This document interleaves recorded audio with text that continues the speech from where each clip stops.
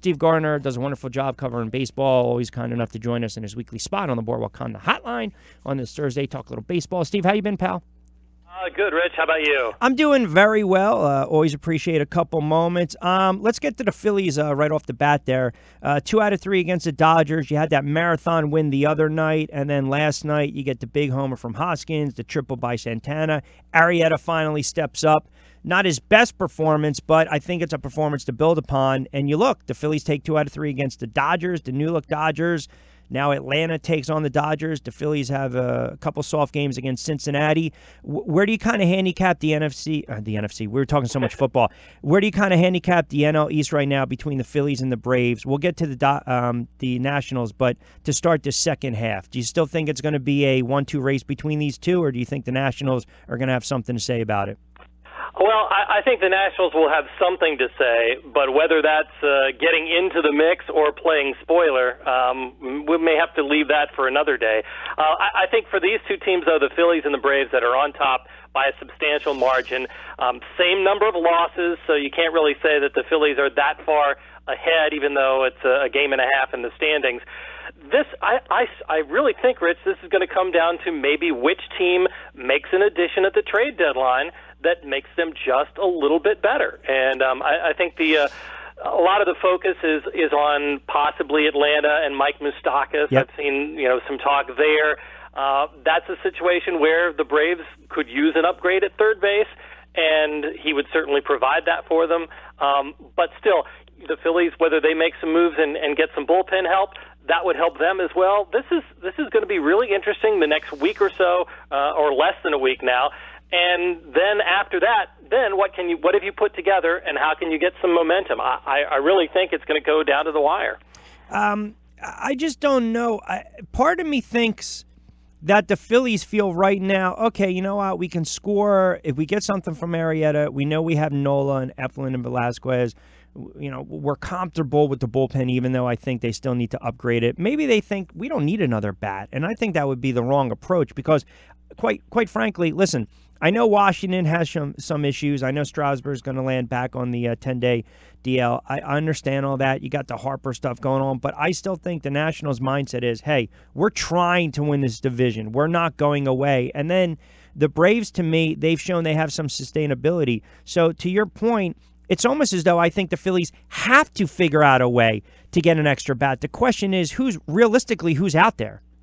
Yeah, exactly. I think we've heard a lot of pitchers, relief pitchers, some starting pitchers that may have marginal value. But really, in terms of bats, who have we heard? There really is no, after Manny Machado's gone, where are the impact bats? I guess you could say that possibly a Derek Dietrich or somebody like that, not a great name, but somebody who could possibly give a team an upgrade, somebody like that might be the guy that they could look at. I don't know. I don't know where those bats are going to come from because, as we've seen in previous years, it's the supply is not that great. Yeah, no, it's an excellent point. How about the Mets? I was having this conversation yesterday. I'm not blaming Callaway for the Cespedes injury. That's absolutely ridiculous. But I just think there's this disconnect from the top down, and the message gets lost in translation when a player's hurt, if he's not hurt, to the manager. And I don't know if this is too rough to say, but their season has been such a disaster where I don't know if they're going to turn around and just decide to clean house. And if they did that, quite frankly, I would not have a problem with it. I'm not saying Callaway can't manage. I'm not saying he's a bad guy. Sometimes it's so bad that you just have to remove everything and start over again. Well, the problem is you can't get rid of ownership. I know. I they got to sell the team. About the Mets, I know. That's where it starts. But why won't they sell the team? I have no idea. I honestly have no idea. I guess because it's such a good deal to have a Major League Baseball team because you can fake competing and make a whole bunch of money. I think that's one of the things that the Mets have proven. A few other teams as well have shown that are they really serious about actually putting a winning product on the field, or is it more about making it look like you're trying to do that and instead just raking in the broadcast TV revenue and the internet revenue and everything else? this is a team that really I don't know that you can say has a direction. Certainly not with three general managers. You can't have a direction. Yeah.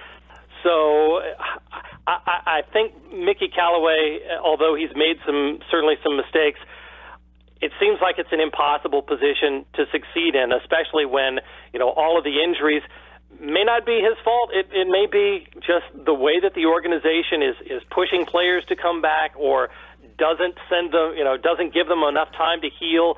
It's just a big mess there. Well, it's amazing. Think about it. You have the Mets with the nonsense, and all the pitchers are always injured, and then Cespedes with the surgery on both heels, and then you got Sanchez not hustling, going to the DL, bailing out Aaron Boone, and then Cashman turns around and they make a trade for Britton. I mean, it's a contrast between both these teams in New York. But I would just sit there if I'm in front of ownership or the Wolf Ponds.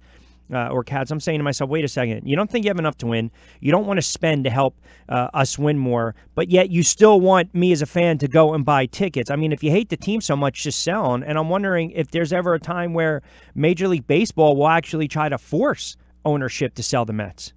No, that's a good point. I think if you talk about, remember the old Bowie Kuhn best interest of baseball clause. If there was ever a situation like that, kind of like what happened with the Marlins. I mean, Jeffrey Loria was certainly not owning that team, and you sort of got the feeling that he was prodded a little bit to sell the team. It may be a similar situation. I guess the Wilpons have owned this team for a while, though, and I think that the old boy network makes it a little bit more difficult to say, hey, you're no longer a member of the club. Why don't you kind of leave? Compared to what the NBA did with Donald Sterling and the Clippers, for instance. The NBA was very much more proactive. I don't see Major League Baseball getting to that level anytime soon. Do you think that the Yankees, I mean, we know that Sanchez re-aggravated the groin, but do you think it was more of a let's sit the kid down regardless because he's struggling and we'll kind of bail out the skipper? It's kind of a saving face move. You could look at it that way. I think, just in looking at it from a distance, Sanchez has had injury issues. The groin has been a problem, so it makes sense that it might pop back up. It makes sense that he wouldn't want to tell anybody because he didn't want to go back on the DL. But as a player, you should know when it's affecting your performance that you need to say something to somebody. And players are very proud, but in the end, you've got to put your team first ahead of yourself and let somebody know. I'm willing to give them the benefit of the doubt in this particular case. But if we ever see any sight of Gary Sanchez not hustling or not giving 100% in the future, I think we can look back on this and say, I wonder if maybe that wasn't altogether 100% true. Where do you think Cole Hamels and Happ land, and do you think they'll be traded? I do. I think Jay Happ will definitely be traded at some point. Maybe even before. The word is the Jays want to trade him before his scheduled start on Sunday. So I think that more than likely he'll get traded. It could be. I know that the Yankees are in play here, and it would not surprise me if they make a strong move for him. But, I'll put them in the lead. How about Milwaukee? In the front-runner spot. How about Milwaukee? That's a possibility as well. I think the Brewers are one of those teams, and we talked a little bit about this in terms of Manny Machado, where they're on the cusp of really putting something together. They've made a move at the beginning of the season to play for this year, and it would be a shame for them now, especially now that the Cubs have overtaken them, for them to kind of just fade away. I think they need to make a move, and it could be Happ, it could be Hamels, it could be another starting pitcher from somewhere else. Now, I think sometimes we realize too, if you don't believe there's a high quality starter out there, then maybe you're less prone to make a trade for him, right? Because you look at the Yankees, maybe they look at Happ and they look at Cole Hamels. All right, they're not frontline guys anymore, but maybe they can get us a win in the postseason. What are we willing to give up? I think some of those teams are going to. We think going to answer those questions over the next 4 or 5 days, like the Brewers, like the Yankees, and like Chicago, because it's not there's not a ton of depth when you look at the starting pitching out there in Major League Baseball right now, as far as guys that would be potential trade chips, trade candidates. Yeah, that you'd want to spend, some of your prospect capital or whatever, pick up salary. I think what the Yankees did with Zach Britton is a pretty good example of, if you don't really like the quality of the starting pitching out there, go ahead and build your bullpen up, because there are a lot of guys that are available at the trade deadline. I mean, relievers are the ones that change teams the most. And you can build up that bullpen. And, if your starter won't go 6 innings, maybe your starter only needs to go 5 innings or 4 2/3 or whatever. The stronger your bullpen is, the better you have an opportunity to keep a lead or hold the other team while you go get a lead. And especially for the Yankees and some of the other top offensive teams, that's all you need. You just need your pitchers to hold the other team in check and just wait, because your offense is going to explode at some point. Good segue into Britton. I'll leave you with this. So Josh gave me these stats yesterday. You'll enjoy it because you're a nose guy.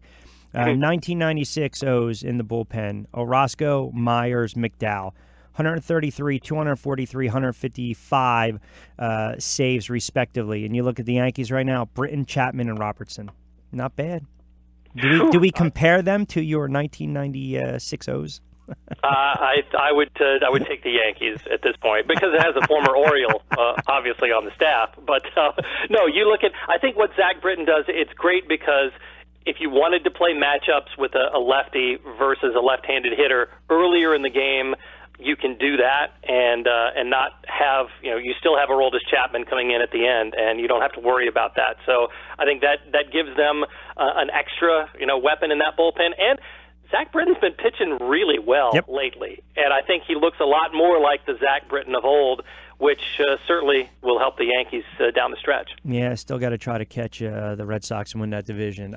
Should be fun. All right, my friend, always appreciate a couple minutes. Enjoy the games this weekend. Enjoy your weekend. We will talk next Thursday. Always appreciate the insight.